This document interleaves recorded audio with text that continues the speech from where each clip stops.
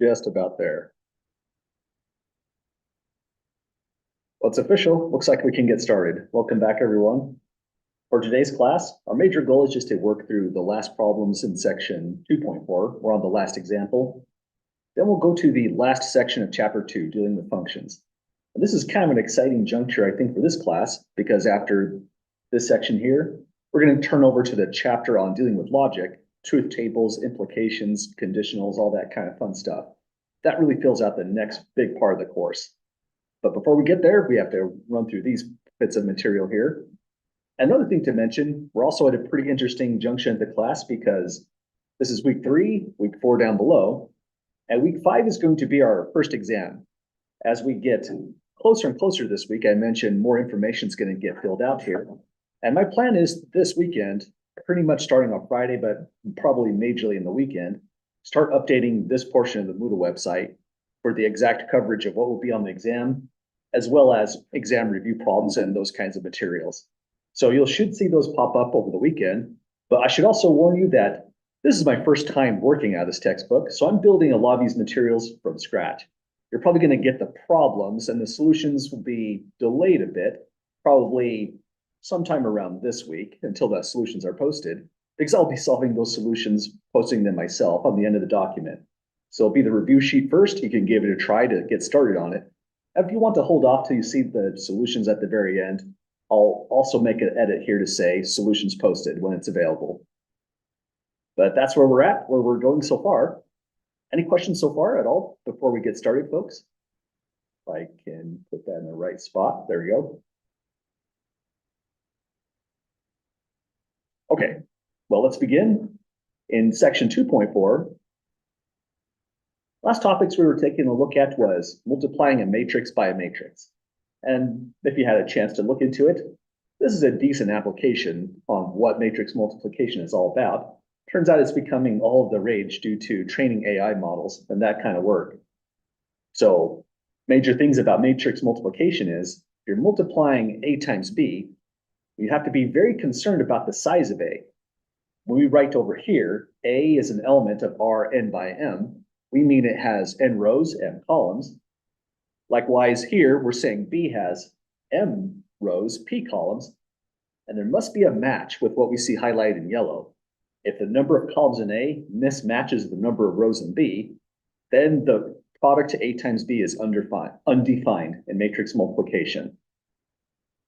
So that's our setup so far. We have 3 matrices we're going to work with. Well, really a 4th if you consider the identity matrix here. And our goal is just to practice doing these kinds of multiplications. Any questions before we give this one a try?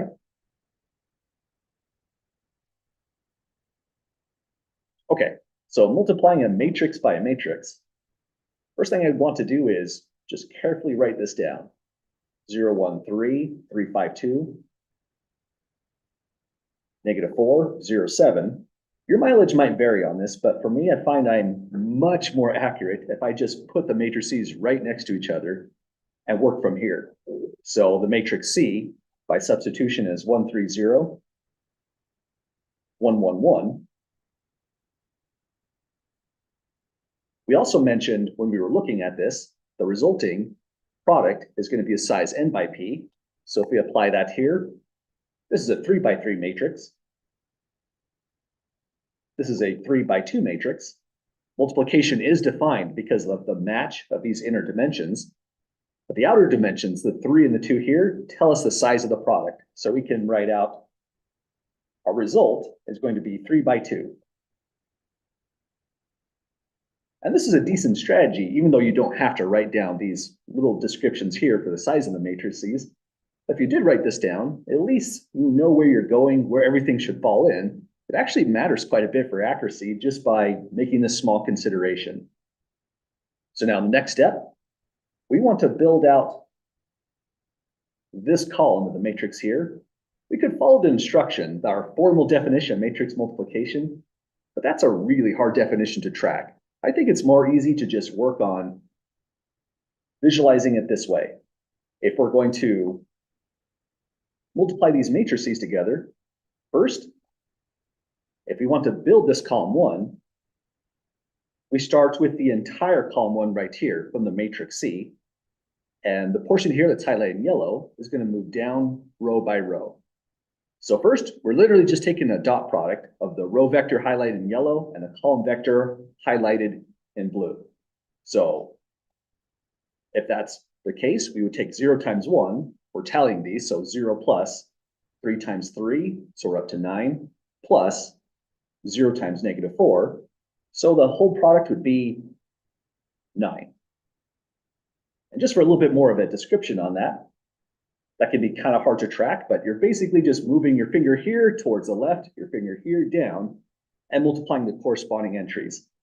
But again, just for the sake of a little bit more description, we're taking 0 times 1 plus 3 times 3 plus -4 times 0 to result in the value 9 for the arrows targeting. We don't write this down every single time because, well, that would be 6 big inner products you're writing down. Usually this is something you want to do in your head as you work these through. So that's our first entry here, 9. If you want the second entry in row 2, we just move down to this row. So same kind of operation. We take 1 by 1 for a tally of 1, plus 5 by 3, so 15. We're up to 16. Plus 0 times 0. So the whole result here would be a 16. Rinse and repeat. We're now moving our focus down to this level. Don't know why, but that was bugging me there. I think that's supposed to be quality. That's what happened. There we go. So now this one is going to be 3 by 1. So we're up to 3, plus 2 times 3, 6. So we have 9. Gotta love those zeros. Plus 7 times 0, we keep just a 9. So that builds out our first column right here. Any questions, folks, with column 1? Awesome. So now if we want to build out column 2, we just change our focus to, once I get the color coding going, this column right here. We go along the rows, just like before, and put the results in the corresponding order. So our results are now going to just be dumped into this location. But notice the 1, 1, 1. That's kind of nice in a way, because when we go to multiply things together, we're really just adding up the entries in this row. So we're going to take 3 minus 4 to get a value of -1 here. That doesn't show up too well. Let me try again. On this one, we have 1 times 1 for a 1, plus 5 times 1, so we're up to 6, so plus 0 times 1, and I should keep that pattern going on. I'm highlighting this region right here for that focus. So we get a total of 6 in this entry. Then last one. Take the dot product of 327 with 111. Thankfully, we're just adding these together. That's 3 plus 2 for 5 plus 7 up to a 12. And that finalizes the matrix multiplication. So we did it, folks. That's the result of multiplying matrix by a matrix. Any questions about that so far?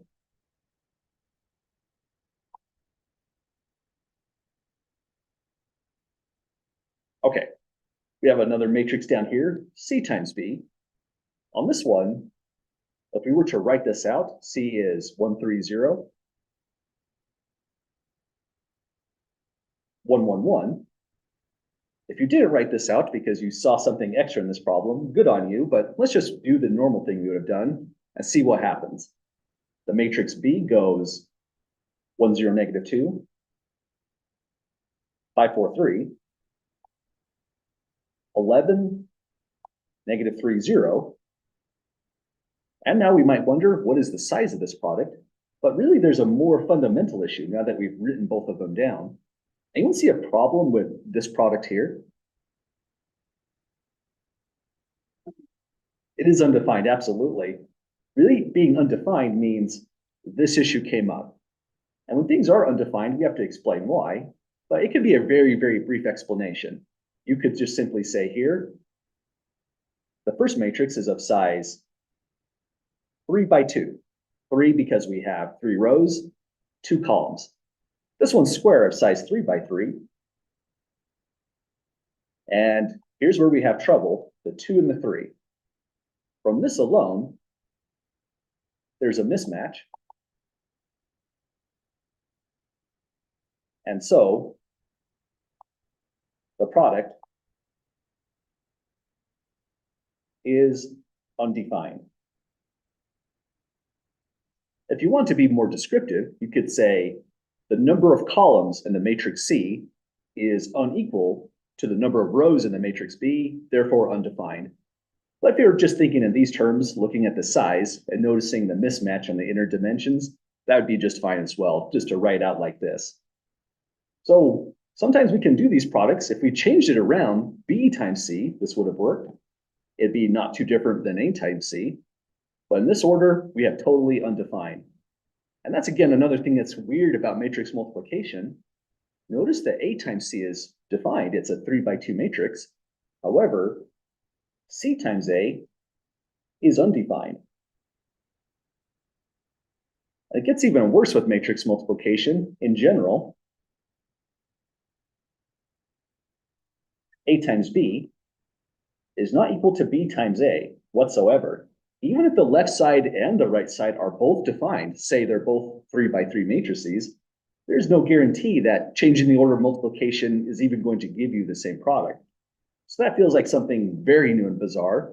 But really what happens here is this kind of matrix multiplication is a kind of function composition, and you can't change the order in which you compose functions. F of g of x is not the same as g of f of x. So that's kind of the story of what's going wrong here. We got one more left to go for this entire set of notes. Any last questions before we finalize part C?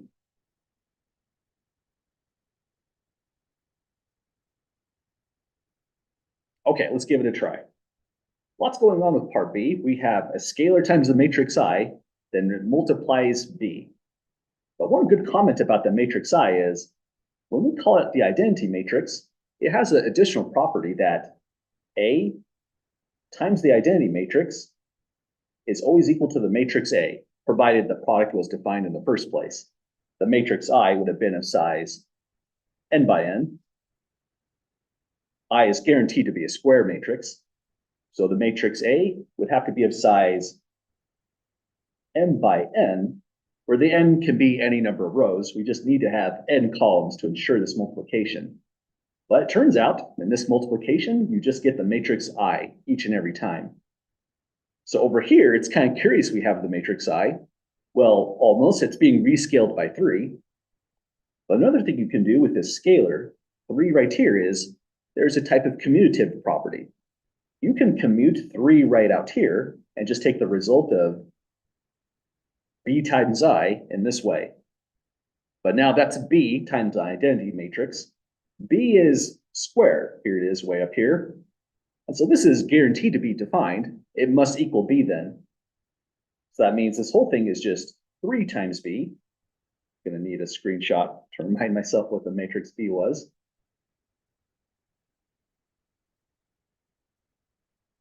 And if all we're doing is just 3 times B, this is just rescaling this whole matrix. We get the result of multiply every single entry in that matrix by 3. So we get 3, 0, negative 6, 15, 12, 9, 33, negative 9, and 0.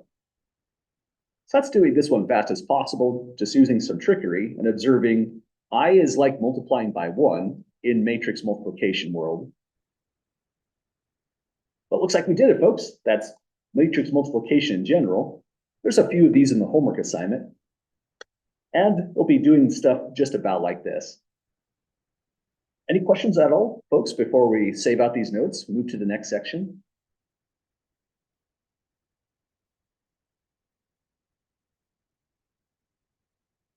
Okay, well, congratulations. We're just about done with chapter 2. Again, chapter 3 looks like it's one of the more exciting chapters of this book, dealing with logic. It's about done. There we go. Let me close this up. Our next section is functions, and you know that feels kind of weird because we're all very fluent with functions. This comes up all the time in college algebra, intermediate algebra. It's going to come up in any calculus class, comes up in linear algebra. It seems like mathematics to a large extent is all about functions. But if you really break this down, there's lots of ways to define functions. This is our standard definition that our author gives. But another way to say this is, let's add just a additional comment. If you want to define a function using really basic first principles, you would say your function f mapping a domain A to a codomain B is a subset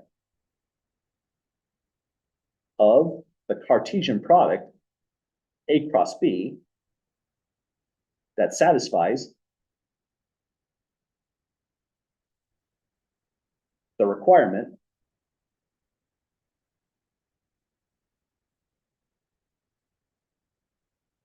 that if AB and CB is in this subset, well, if it's in that subset, another way to think about it is you can use function notation on this and say f of A equals B. Use function notation on this one, we would be saying f of C equals B. And hang on, let me try to fix this. I got this a little bit backwards. Let me put an A here. Apologies to those working in pen today. I want to change it that way. There we go. So we have f of A is B, f of A, let me fix that one there, is C. Okay, that looks a little bit better with what we're trying to express for a function. So recall the Cartesian product A cross B is a set of all ordered pairs where A comes from the first set, B comes from the second set. In function notation, we'll say that f of A is equal to B when we're considering this ordered pair. Similarly with this one, but if it's a true function, we have a problem if A maps to B and A also maps to C. So we have the requirement that in this subset, if those two things come up, then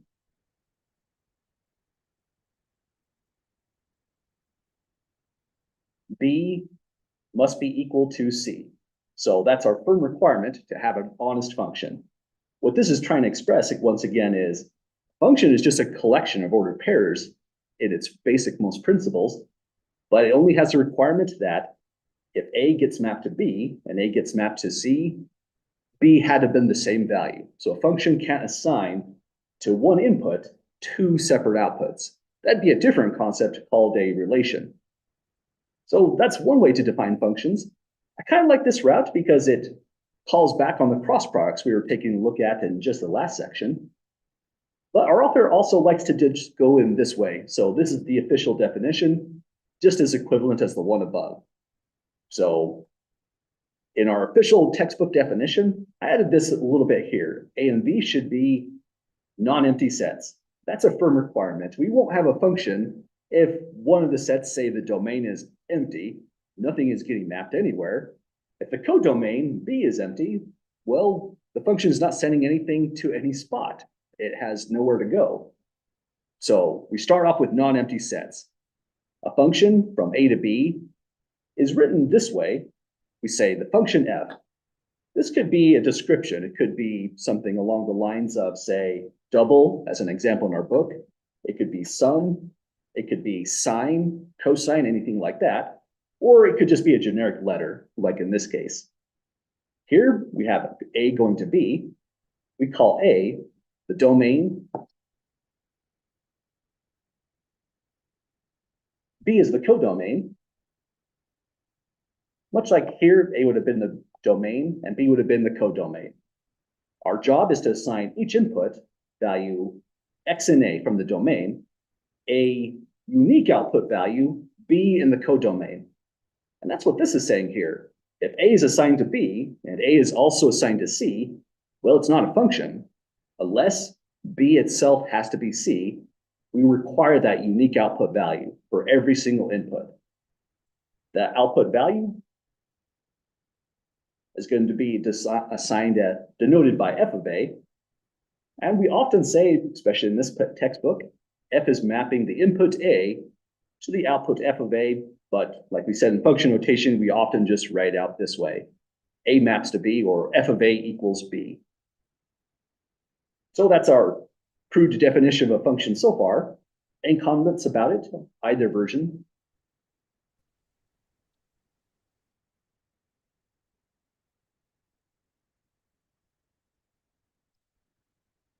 Okay, well, turns out the concept of a function has gone over a lot of evolution over the years, or I should say over the centuries. Dirichlet is a modern mathematician, but not that quite modern.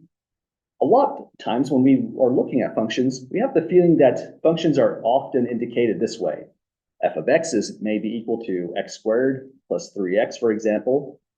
We expect an algebraic expression when we're defining functions, but that's not always the case. The landscape of functions, either by this definition or by this one above, is a really, really vast space.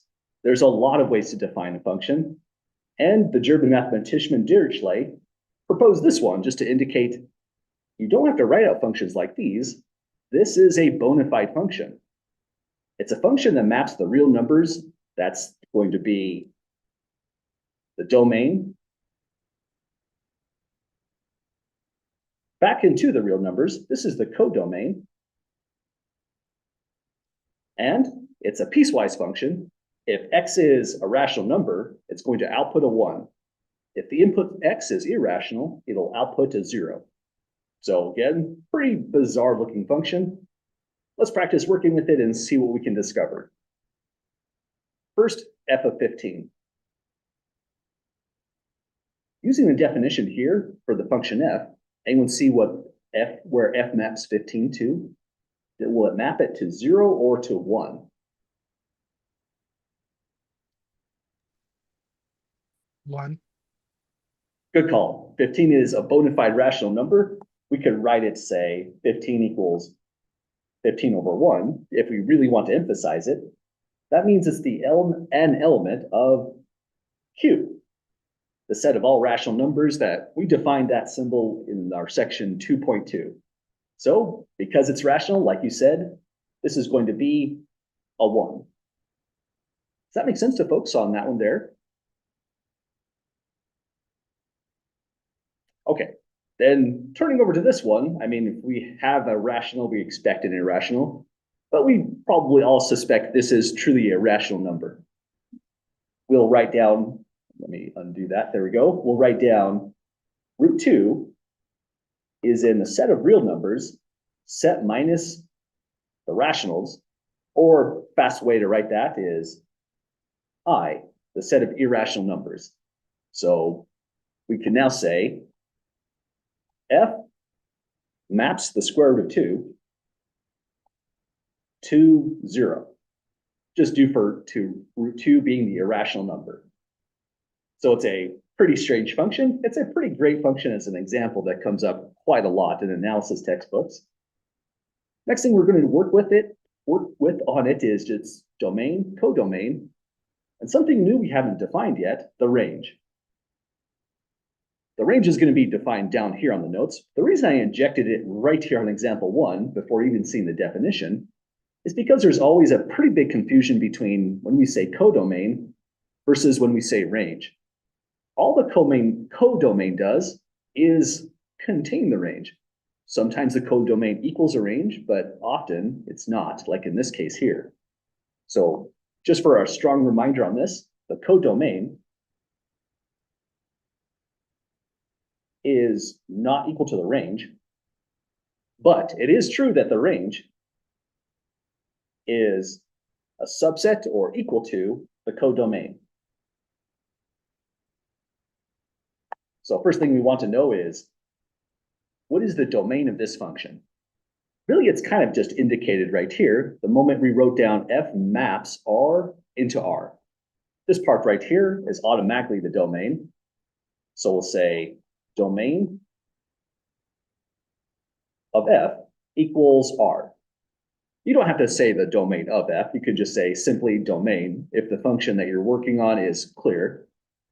But if you like, you could be specific, hyper-specific like that is, and say the domain of the function f, we're really the only function in the scope of this problem. For codomain, we just go over here where everything is mapping into. So let's say codomain of F is also R. And now with the new concept, range. The range of F would be equal to, well, this one's different again. Anyone happen to see what the range is? It wouldn't be those values. That would be the codomain rather, written out as an interval notation. But our range is actually, in this particular example, a proper subset of its actual codomain. In general, it could be equal to, so we have subset equals right here. But anyone spot what it should be then?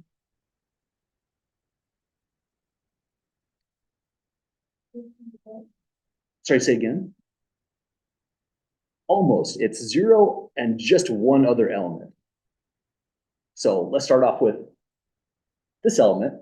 0 is most certainly in there because, well, it's a possibility to map into 0. 0 is an element of the codomain. Our author often says it's an element that gets hit by a specific input, root 2, and many others. Pi would evaluate to 0 as well, for example. So the range is going to contain all possible outputs. Anyone see what the other possible output would be? Would it be 1? Absolutely. So the outputs were just these two right here. These are the only possible values our function could ever output. And that fills out our entire range. Let's say it this way, just as a reminder. I mean, the definition's below, but this is a quick way to say it. The range of F contains all possible outputs. So lots of ways to write down the range. The formal definition the author will give will be using sets to indicate it. But again, think of example 1 as it's a pretty weird function to digest and look at. Not too terrible to evaluate, but it is tricky to get all these 3 elements down on paper. But once we get pretty well practiced on these kind of elements of a function, it won't be so bad. Any other questions, folks, with this interesting function?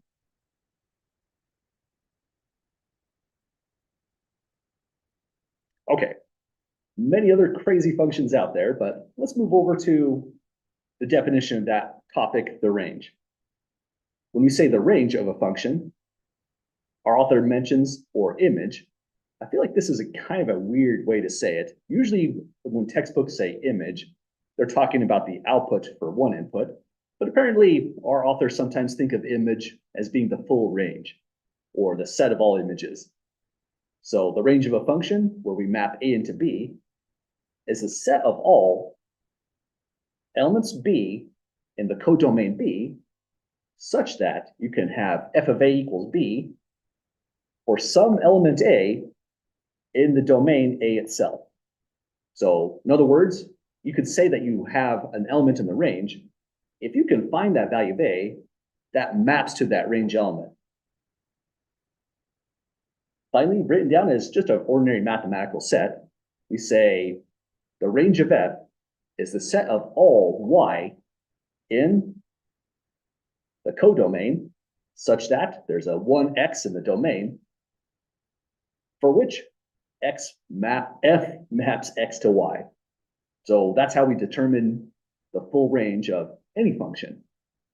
But word of warning, sometimes coming up with the range of a function is complicated.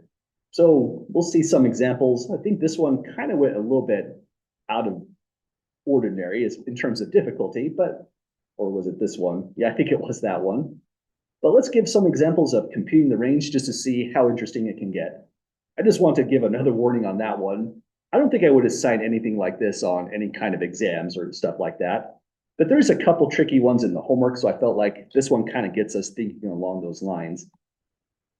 So let's start off. We want domain and range this time, not codomain, of each of the given functions.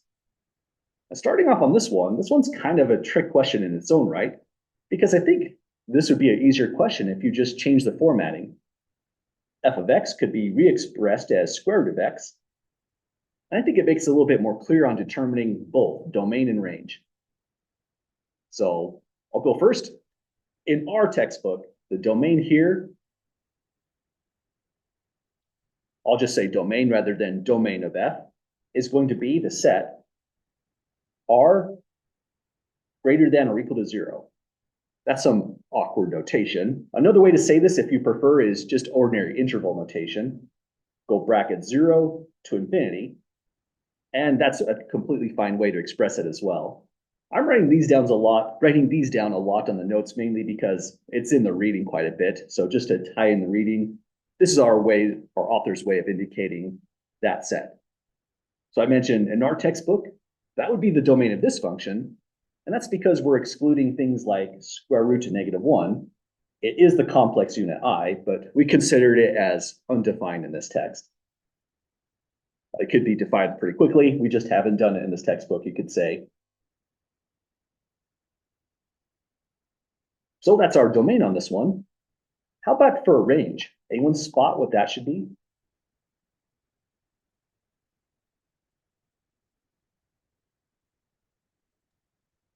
Same as the domain. Yeah, absolutely. This function, if we were to give a really quick plot on it, looks like this. Starts at 0 because the square root of 0 is 0. Then it just increases in this kind of way. When we said the domain is from 0 to infinity, that's just the inputs you can put here on the x-axis. And like you said, the range is exactly the same, 0 to infinity. But that's just because that's the set of all outputs that are going to emerge for this ever-increasing function. It increases without bound, sweeping out to this part right here.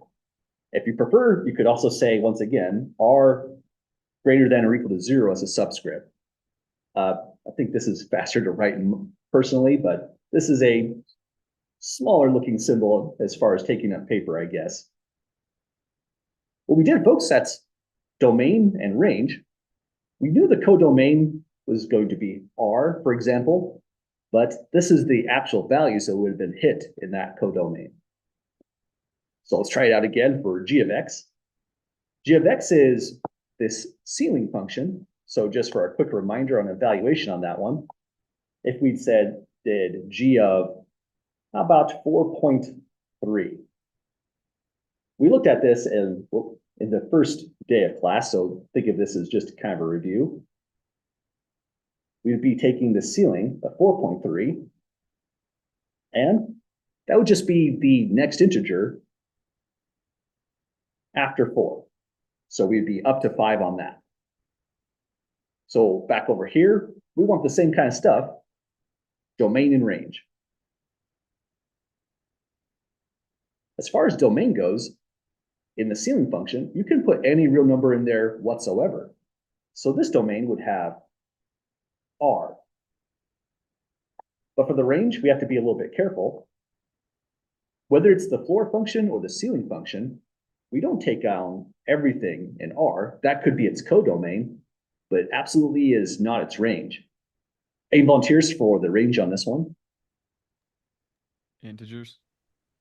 Absolutely, good call. You could write out the set Z, or just say the integers, if you prefer. And that's the range on this. Reason being, every single output is an integer, no matter what wild number you put inside there. And every single integer can be obtained. So come up with something large positive, large negative. We would just find a number, possibly the integer itself, and it will map to that number. Well, that's a couple kind of routine examples. Some of the functions that we've talked about, some of the functions we talked about a little bit more that might have been new to some people. And just in the last section notes, we did the dot product operator. So let's do this one next. First, when you think about this function, notice what's kind of being implied here. X is not necessarily a real number any longer because the dot product operator applies to vectors, not real numbers. So the domain of this, X has to come from, well, that's a tough description. It's either R2 or it's R3 or it's R4. It's not R itself. So we'll just say Rn, where n is an element of Z, so it's got to be an integer, and we could say greater than or equal to 2 to mean the integer starting at 2 and increasing ever larger. So that's the only requirement on here for the domain. As far as the range goes, that one's a little bit trickier. It might be a good idea to just look at this operation a little bit more carefully so we can really see what the range ought to be. Let's hide part D for now. But any volunteers for what the range might be on this one?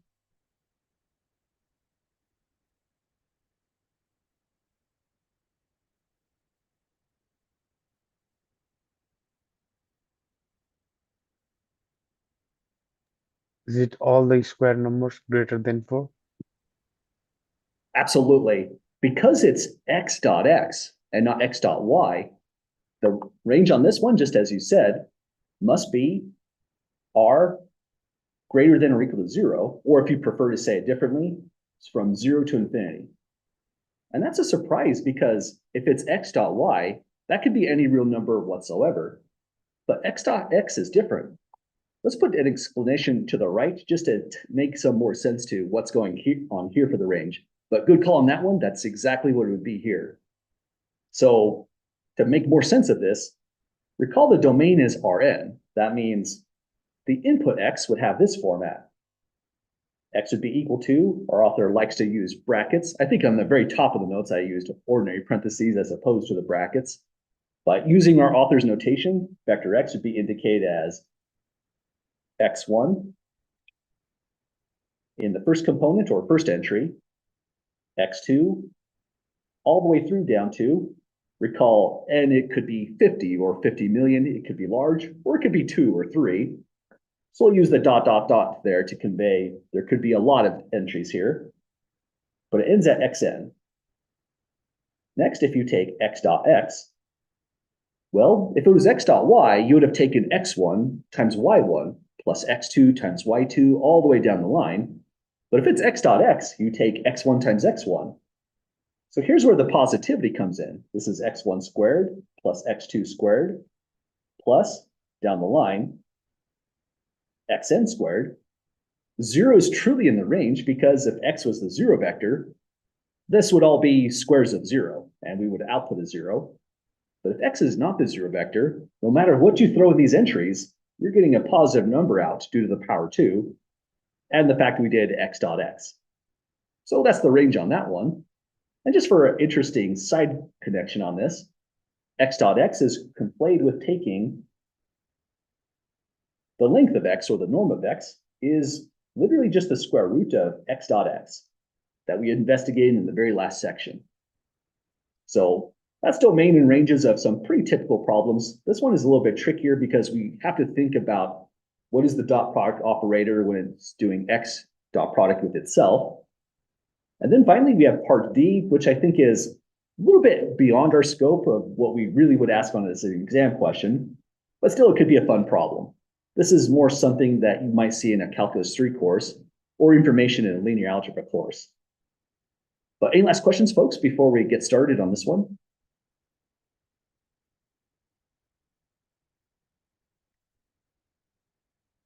Okay, so looking at this right here, we have f(x,y).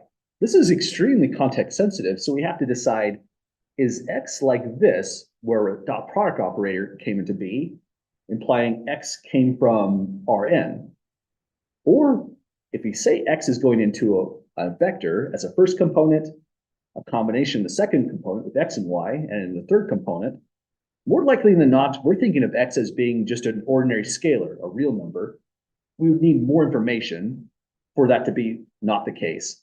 So with this configuration, no extra information like what we saw up here, we can assume immediately that the domain is equal to, well, it's not R. We need a symbol to make this completely correct. We come back over here, and if we're taking two real numbers in order in this way, domain is really R2 itself. So that would be our domain on this. And even though it's not what's being asked in this question, let's say what the codomain is. the codomain would be equal to, well, we have a vector with 3 entries, so this would be R3, 3-dimensional space. But what we want here on this one, sadly, is not the codomain. We want the range, and this one's kind of nasty to compute the range on, but let's still give it a try, see what goes on. I have Desmos pulled up to help us out if necessary. Last thing to think about on this function f is we could say f maps the domain R2 into the domain R3, making it a pretty complicated function. If you're curious about these kinds of functions, vector calculus, calculus 3 goes into all sorts of topics, differentiating these things and all those sort of things that you would expect from a calculus course. But now let's give a try on the range. Well, my thought on doing the range on this one is break down this vector right here. So let's say let, instead of saying let, let's just take that output. X, comma, x plus y, comma, x minus y can be re-expressed as x times. X is truly just a scalar in this configuration. If we come over here and pull the coefficients, we'll have a constant vector on the right, which is what we want to work with to come up with the range. So visualize this as a 1 times x, coefficient 1's left behind. There's a coefficient 1 here for x as well, and a coefficient 1 again in this location. Then let's go plus, do the same thing with the y parameter.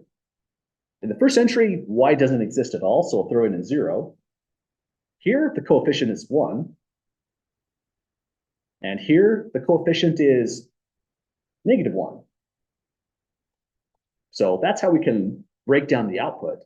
It's now a linear combination of that constant vector and that constant vector. And we can express that the range is the, well, if you let x and y be anything, and they're scaling this vector and that vector, the range is the plane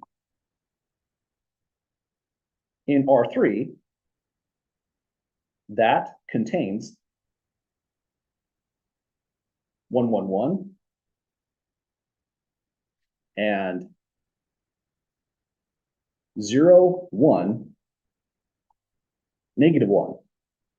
This is a different kind of explanation for sure on saying what the range is. Another thing you could say in a linear algebra sense is that the range is the span of this vector, just the constant part, and this vector, again, just the constant part. But we're not presupposing linear algebra, so we're not going to say span to answer this question. That'd be kind of rude. This is more a geometrical way to say the same thing. The plane is the span. And if we go to try to plot it out, here's what it would look like. Turns out the equation of that plane is this right here. The way you do that is you'd have to take the cross product of this vector and this vector. It's an operation our author didn't discuss, but it produces a vector that is perpendicular to this plane. Then through a separate equation, you're taking a specific determinant and then another dot product, you come up with this.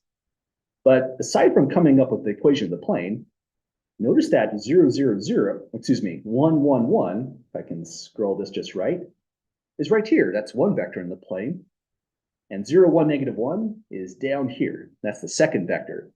Two vectors will uniquely determine this plane as long as it's not the same vector, for example, as long as they're not linearly dependent in other topics. But that right there is the actual range. Let me see if we can do something about one extra thing here. Oh, that's not what we want. Let me go to tools.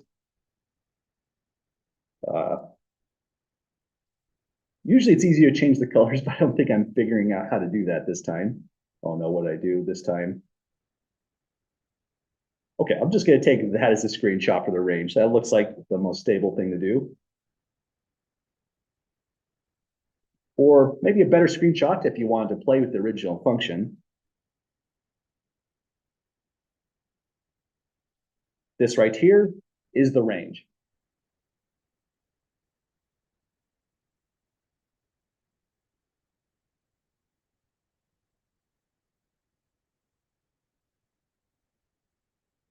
any last questions, folks, on kind of the bizarre example on this last one here, this big fxy?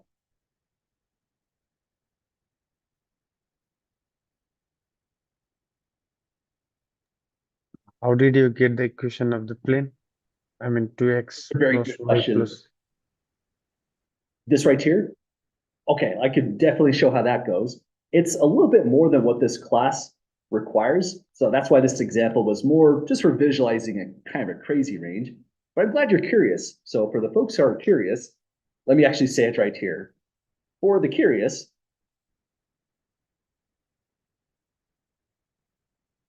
we get the plane by doing the following. I need to recall what the constant vectors were. So let me take a quick screenshot. To get the equation of that plane, I usually think of it as a step-by-step process. In step one, you want to calculate this, n. It's referred to as a normal vector. It's a vector that's perpendicular to both this and this. N is going to be equal to a determinant. We put in ijk, the components of the vector we're building. On this, we throw in just a 1, 1, 1. From here, we throw in a 0, 1, negative 1, and we have to take that determinant there. If you haven't taken linear algebra, taking a determinant is just a weird little number game that goes like this. I'm going to do what's called an expansion, just going from row 1, just horizontally across. You start by putting down I is going to be referring to the first component. And when you put that I in, you're effectively just deleting all this, and putting down a new determinant, which is that region here. So it's going to be I times 1, 1, 1, negative 1. Then you move over to, that's probably not the best way to do that. Move over to the next term, j. We go plus I, then minus j.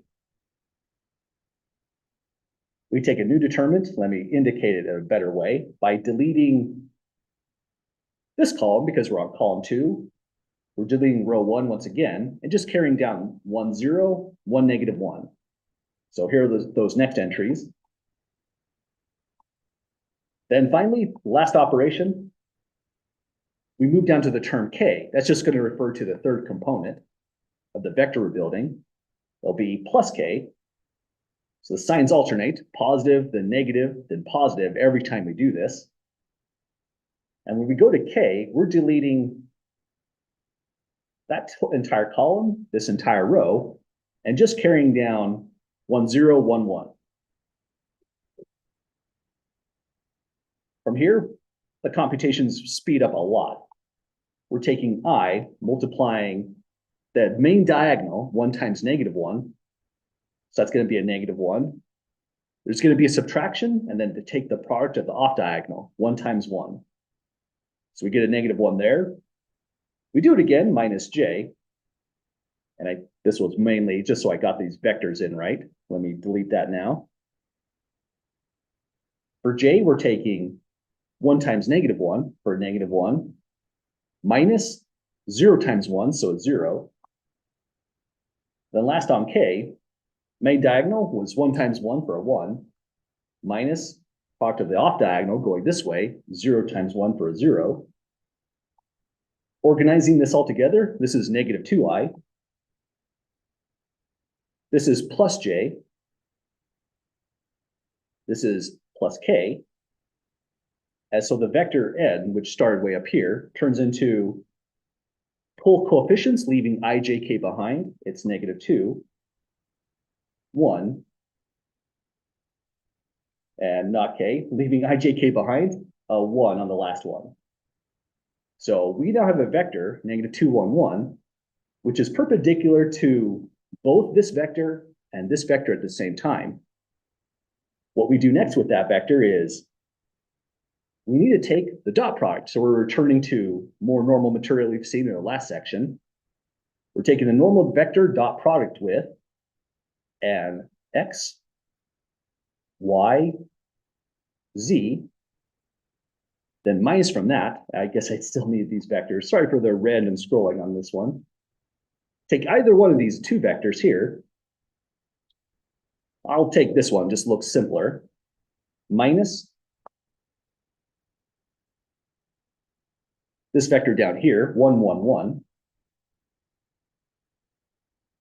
Because we're building out an equation, this right now, right here, is the equation of the line. We just have to work out the dot product. So we're getting really close to that question. Next step, the normal vector n is right here, negative 2, 1, 1.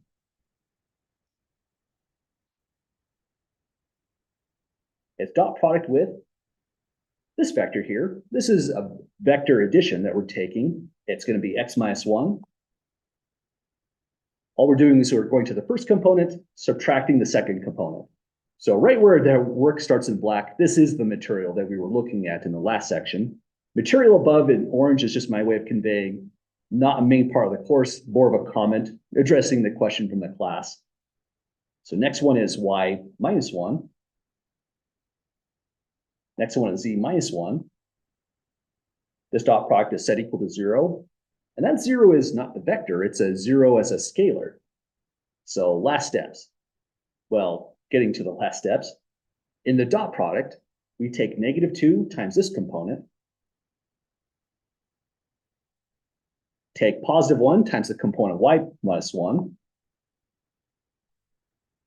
and then again, take positive 1 times the component z minus 1,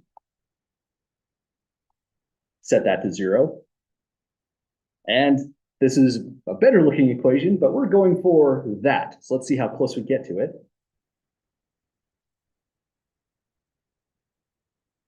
So all we need to do is distribute and organize. We have negative 2x plus 2 plus y minus 1 plus z minus 1 is 0. Combining like terms gets us negative 2x plus y plus z equals 0. And let's double check. Yeah, that was our actual equation for the plane right here. So it's a really bizarre kind of number game.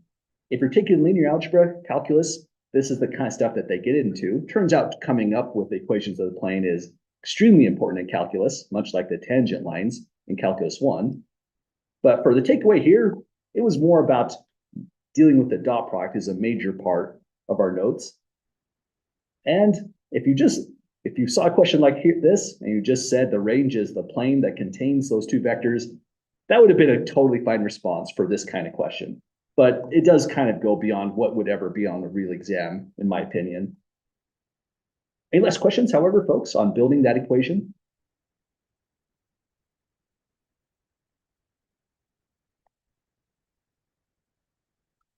Okay, so interesting procedure. Now, that pretty much deals with our discussion on ranges. Next thing we're concerned about is certain classes of functions. And some of these functions are, some of these classifications are a lot more important than they seem to at first. We're going to look into onto functions. The French say surjective. We'll look into one-to-one functions. The French call those functions injective. And then the very interesting class of functions we'll look into are called the bijections. A bijection is a function that is one-to-one, injective, and onto as well, surjective. Bijections are massively important. They'll have an actual functional inverse for an example, but for many other important reasons as well. So we'll look into these last classes of functions. But first, starting with onto. Any questions first, folks, with these ideas so far? I guess we haven't gotten too far into these ideas. Okay, well, let's take a look at the definition here for onto. With onto, we're really concerned about this right here, the co-domain.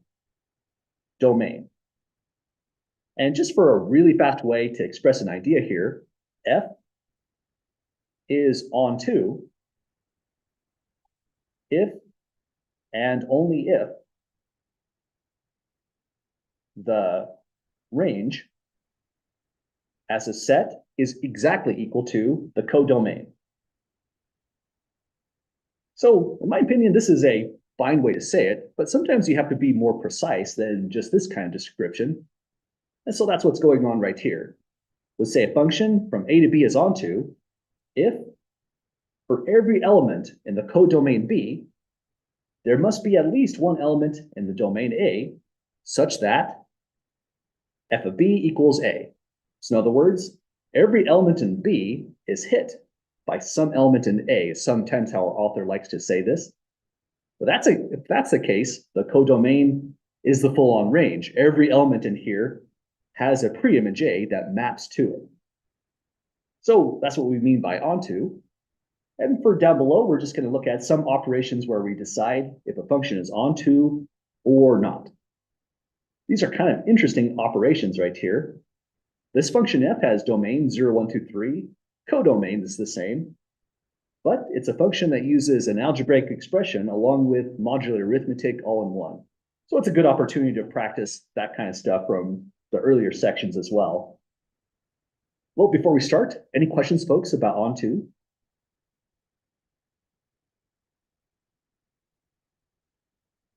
Okay, well, let's give this a try.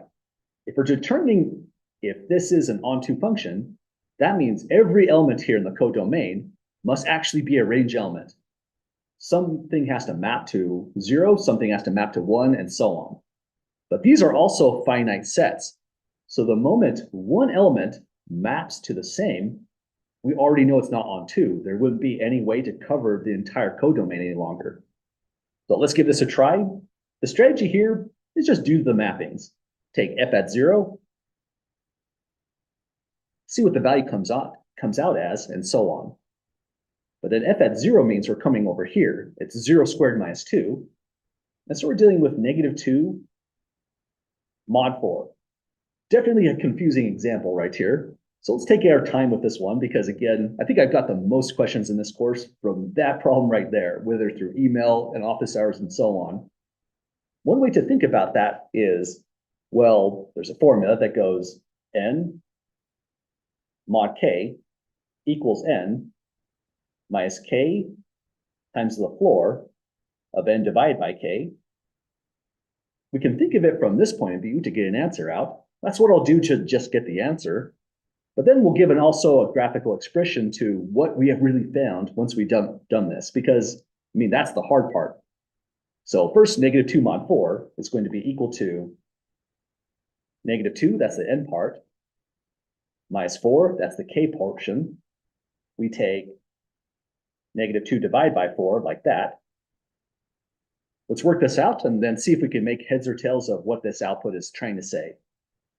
This is now -2 minus 4 times the floor of -0.5.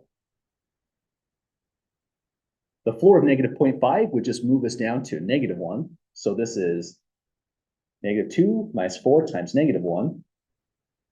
So now we're looking at the -2 plus 4 for a +2. So we're saying -2 mod 4 is +2, but just as a quick graph on what this is really saying, it's all about the multiples of 4 and how far away you are from its nearest multiple, how far you exceeded it, rather. So if we put down 4 itself, that's the first multiple. 0 is the 0th multiple. Here it is the -1th multiple, -4. We also place this -2 down. So here's -2. And what we calculate here is a true distance. So this value from here to here, which we said is 2, is the result of -2 mod 4, which is equal to the distance that this right here, the n, which is -2 here, exceeds the nearest multiple of k. K itself is 4. And exceeding the nearest multiple, well, that seems kind of confusing because there's 2 closest multiples, right? 0 is one of them. It's equal distance from -4, the other multiple. But when we say exceeds the nearest multiple and we want a positive distance, we mean in this direction. So from -4 over to 2. So 2 equals the distance that -2 exceeds the nearest multiple of 4, which is -4. And so that's one way to think about modular arithmetic when the input is negative. Definitely kind of confusing. I liked the formula because it just sort of takes the thinking out of it, but that's not good either. Every time you use a formula, you have to think about what did you just calculate, and this is it. It's always a distance, even if you're putting in a negative. But any questions, folks, with another examination of this output here?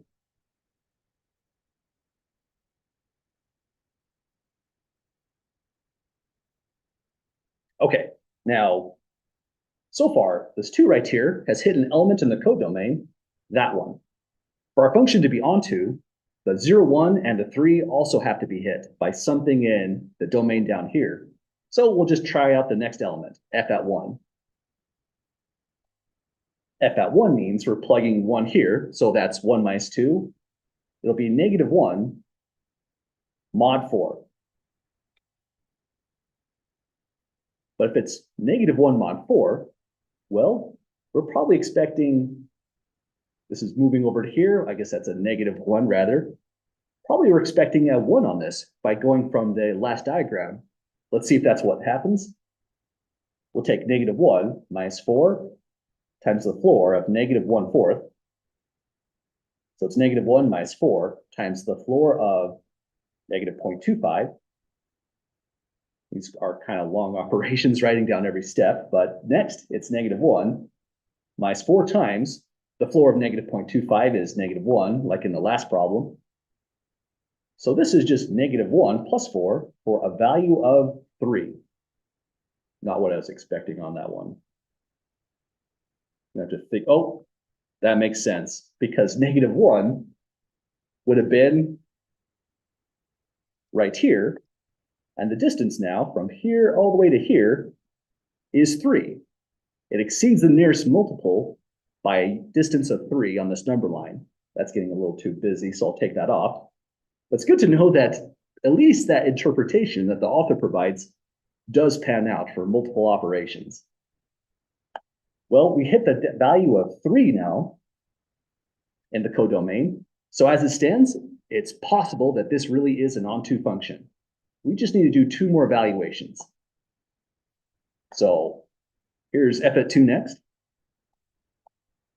First, any questions so far, folks, with either computation or this diagram below in the middle?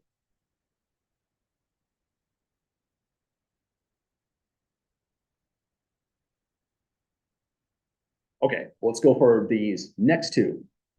We're plugging 2 into this operation here, so it's 4 minus 2 mod 4, so just a 2 mod 4. Now that I have a positive value here, it's more comfortable doing the modular arithmetic, especially if you have done it a lot. This is just the remainder after division by 4.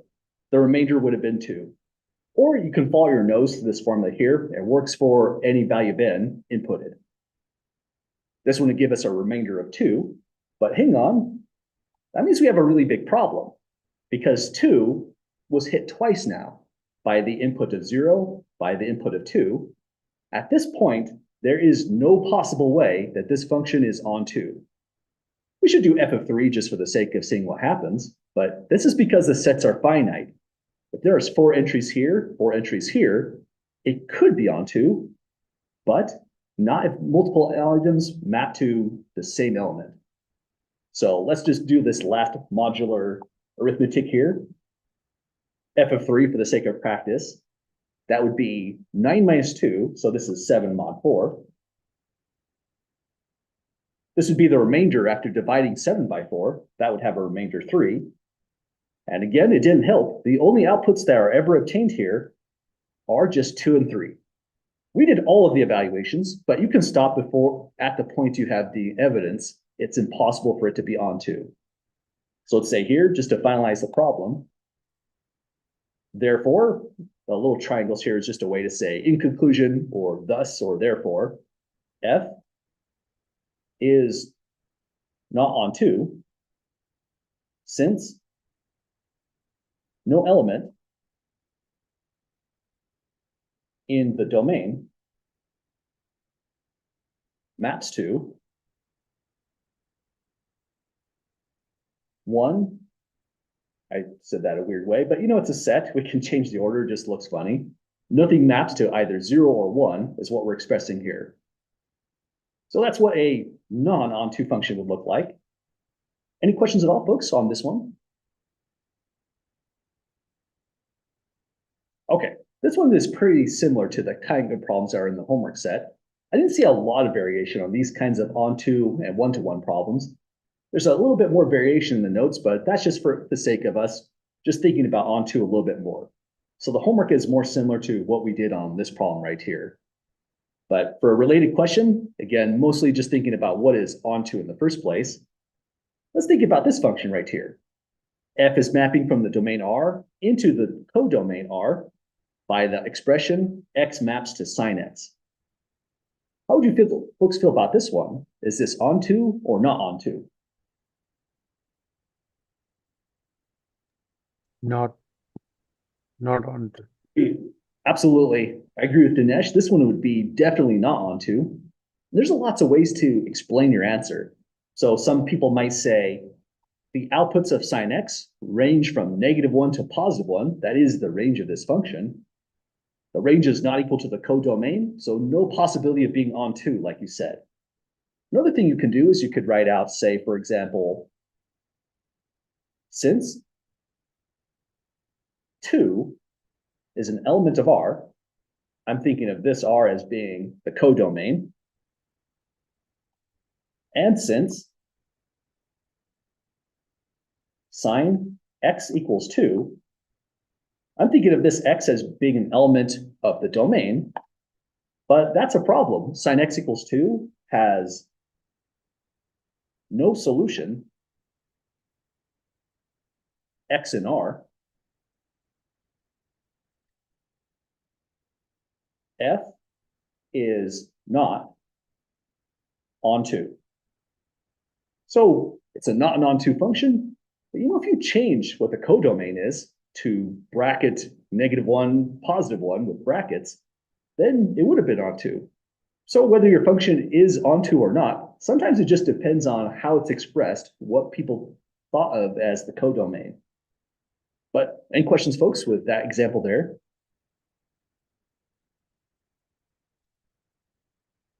Okay, and maybe just one last visual. I'll stay on that one maybe. If you did write out the function sine x, here it is, nice sine wave, and take the element 2 in the codomain, just write y equals 2.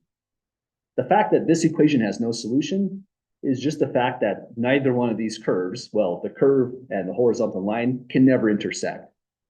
So that's enough to tell us not onto. If you change this all around and go from R to -1, +1, and you're dealing with cosine x, well, this one is onto. Here's one way to express it. For all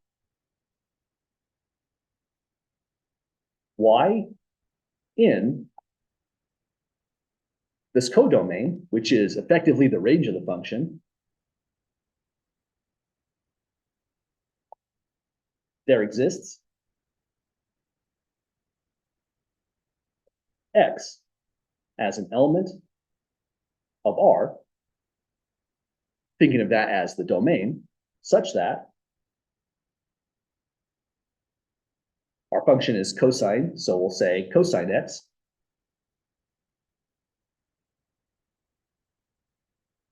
equals y.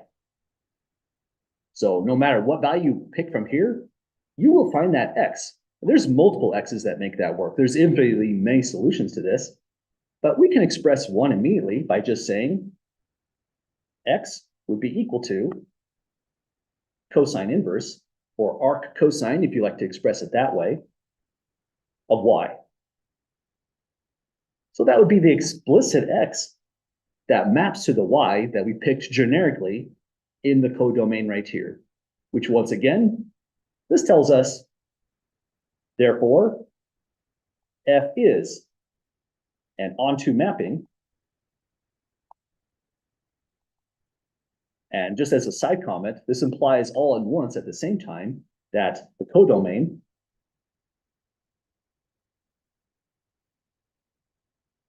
-1, is the range in this case. So that's it, folks. That's our discussion of onto functions. One-to-one functions are an interesting class of functions as well that we'll take a look at. Looks like we're running a little bit short on time to really hit the one-to-one functions. But the thought of one-to-one functions is, in some sense, a kind of opposite of the definition of a function. To have a function in the first place, we said that if A is mapped to B and A is mapped to C, B must be equal to C. But if you turn all of that just completely around and on its head, you have the definition of one-to-one. The definition of one-to-one, for looking on this line right here to connect that thought on the very top of the note, says, if we pick an element A1 and A, an element A2 and A, and we know that they're distinct, then F is forced to map them to different values. The outputs have to be the same. In other words, there is always at most one element in A that will satisfy this equation. That's what makes it one-to-one. If there are two elements that go to this right here, we might say that that's 2-to-1, for example.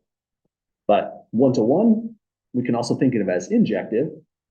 And there's lots of ways to work with it, either through this equation sometimes is a good way to go, or if you can just show that there's at most one element in the domain A, such that f of A equals B coming in from the codomain, then that does the job as well.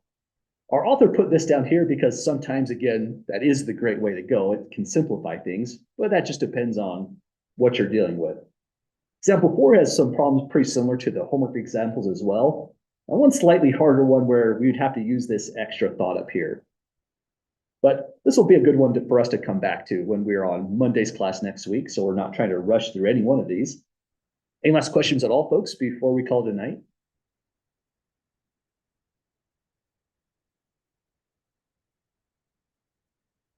Okay, well, this is where the material will end for the week. That means as well, as far as the Moodle page goes, assignment 2.5 is not official. I'll be moving that due date so that it's always a week away from when we finalize the actual document here. But have a great weekend, folks. It's weird to say that on a Wednesday, but as far as this class is concerned, it is the weekend. Any questions come up, please don't hesitate to write. I'll be happy to help out. Take care. Thank you. Yep, absolutely. Just want to check that I'm getting audio.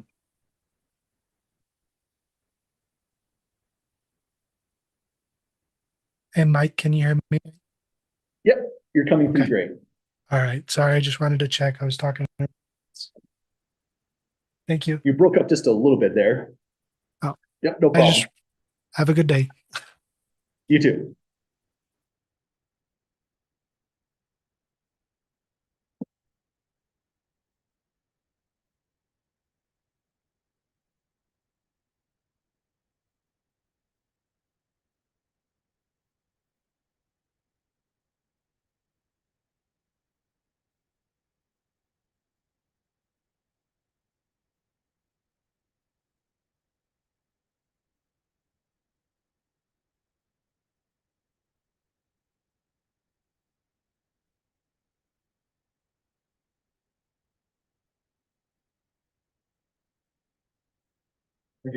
Yep, take care.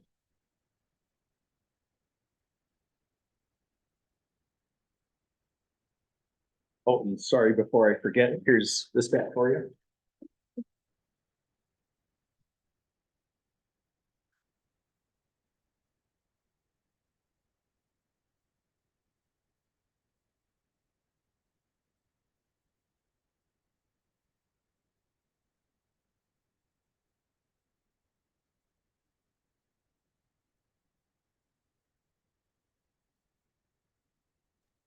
Hey, Mike, I'm sorry to in here. Sorry, say again? I tried to jump back in here. I was curious if it would be possible to receive an email with the 2.2 homework. Oh, yeah, absolutely. I'd be very happy to do that. I'll make a Great. quick reminder here. I did give you a physical copy. I turned it in really early. And I was just going over my grades and I noticed that there was a couple of points missing. And so I just really wanted to go over that and see what I did wrong. Yeah, absolutely. I'll be very happy to provide that. I should be able to get that sent over to you before we get to Friday, probably Okay. tomorrow morning. All right. Thank you. Yep. Have a good night. You too.